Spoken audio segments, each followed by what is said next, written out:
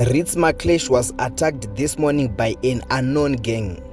Kusangana kwatikuita zvakare pachannel ino, channel yeZimWitness TV yandinodzoka nemaupdates akasiyana-siyana, uye ndinoti kana kari kekutanga kusvika pano ndinokumbira kuti ungobaya button rekusubscribe then turn on the notification bell kuitira kuti usarasikirwe neevery update yandinodzoka nayo pano nguva nenguva.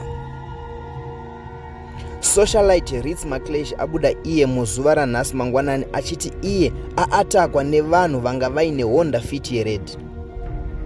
Vamwe ndivo vari kuti is just a content, hapana zvaitika apa. Vamwewo vari kuti ichokwadi.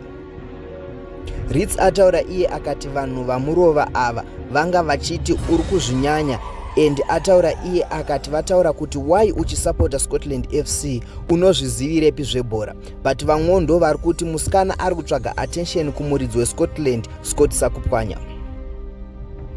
Tisingazozive zvedu kuti chokwadi ndechipi, but ndine video raRitz akazara madhaka akabvarurwa hembe achisvipa zvinhu zvinenge ropa achitaura zvaitika. Ladies and gentlemen, ngatisangane mucomment section muchitiudzawo zvamunofunga pamusoro penyaya iyi, kuti haisi yava content here iyi.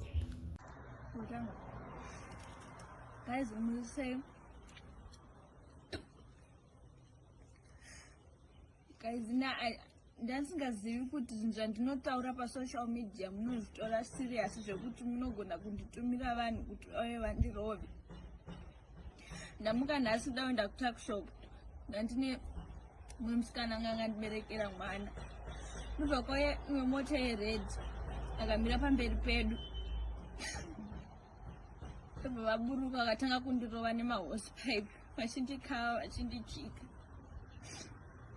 Achiti handisatuke vanhu pasocial media unonyanyodherera stereki.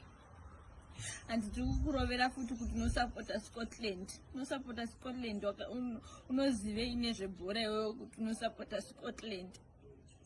Ndobva vatanga kundirova. Number plate yacho nyaya yacho totoendesa kumapurisa. Number plate ijulianga iri ABX 6314. Kana achikumbura rubetsero renyu muri eZimbabwe tichishandidzane nemapurisa tigone kubata mota ndered ABX chijuliana 6314 tozidilini anabvira amburowa ndidanishirowa.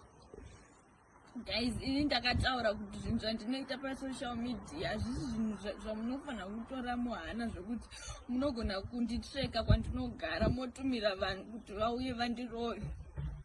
Musazvitore muhana, ndingoriwo single mother nezamawo kuti ndirarame nesocial media. Hazvisi zvinhu zvekuti mungatonditumira vanhu, hameno kuti vatumirwa nani. Hameno kuti vatumirwa nani varume ivavo. But Mwari ave naye munhu iyeye atumira vanhu ivavo. Saka ndichaisa number plate yavo, anongoionawo ndoisa nhamba dzekuti mofonera kana makaona mota iyoyo ndered ABX chijuliana ABX 6314 ABX 314.